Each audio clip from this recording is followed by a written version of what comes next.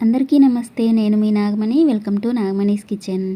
ఈ వీడియోలో మనం ఇంట్లోనే ఫ్రూట్ కస్టర్డ్ని ఈజీగా టేస్టీగా ఎలా తయారు చేయాలో చూపించబోతున్నాను. ఇంటికి గెస్ట్లు ఎవరైనా వచ్చినప్పుడు ఇలా ఒకసారి చేసి పెట్టండి, వాళ్ళు ఫిదా అయిపోవాల్సిందే. ఇప్పుడైతే వీడియో చూసేద్దాం.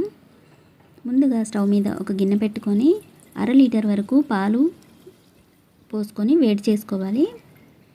ఈ పాలలో నుండి కొద్దిగా పాలు తీసుకొని ఒక బౌల్లో అందులో కస్టర్డ్ పౌడర్ ఒక 2 టేబుల్ స్పూన్స్ తీసుకొని పాలలో మిక్స్ చేసుకోవాలి.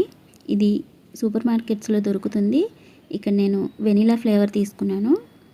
ఇప్పుడు పాలు ఒక పొంగు వచ్చిన తర్వాత మనం ముందుగా మిక్స్ చేసుకున్న కస్టర్డ్ మిల్క్ని పోసుకొని కలుపుకోవాలి. ఇలా పోసుకున్న తర్వాత వెంటనే కలుపుతూ ఉండాలి. ఇలా కంటిన్యూస్గా కలుపుతూ ఉండాలి, లేదంటే ఉండలు కట్టేస్తుంది.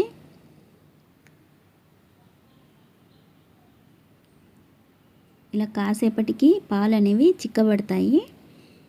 ఇప్పుడు ఇందులోకి 1/2 కప్ వరకు షుగర్ వేసుకోవాలి.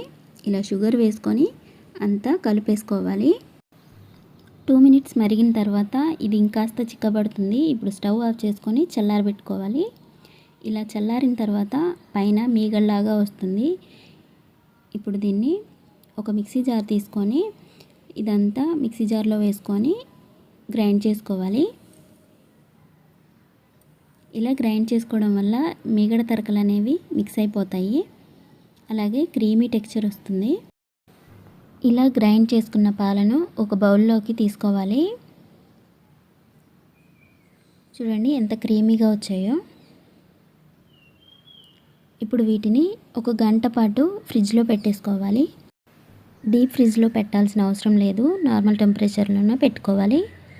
1 గంట తర్వాత ఈ పాలను ఫ్రిడ్జ్లో నుండి బయటికి తీసి పెట్టుకోవాలి. చూడండి ఎంత క్రీమీగా వచ్చాయో. ఇలా మిక్స్ చేసుకొని ఫ్రిడ్జ్లో పెట్టుకోవడం వల్ల ఇంత క్రీమీగా తయారవుతుంది. ఇప్పుడు ఇందులోకి మనం ముందుగా కట్ చేసి పెట్టుకున్న ఫ్రూట్స్ అన్నీ వేసుకోవాలి. ఇక్కడ నేను యాపిల్ ముక్కలు, అలాగే గ్రేప్స్, ఇంకా దానిమ్మ గింజలు వేసుకుంటున్నాను. ఇవే కాకుండా మనకి నచ్చిన ఫ్రూట్స్ వేసుకోవచ్చు.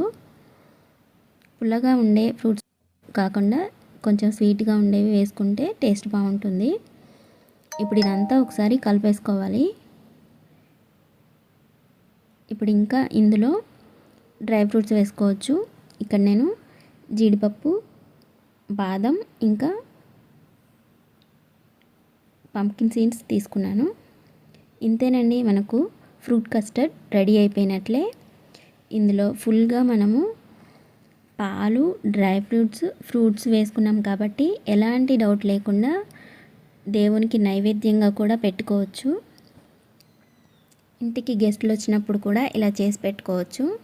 చూశారు కదా ఈ వీడియో. మీరు కూడా ఒకసారి ట్రై చేసి మీకు ఎలా వచ్చిందో కామెంట్స్లో చెప్పండి. ఇలాంటి వీడియోస్ కోసం మన ఛానల్ని సబ్స్క్రైబ్ చేసుకోండి. అలాగే లైక్ ఇచ్చి మీ ఫ్రెండ్స్ అండ్ రిలేటివ్స్కి షేర్ చేయడం మాత్రం అసలు మర్చిపోకండి. Please do subscribe.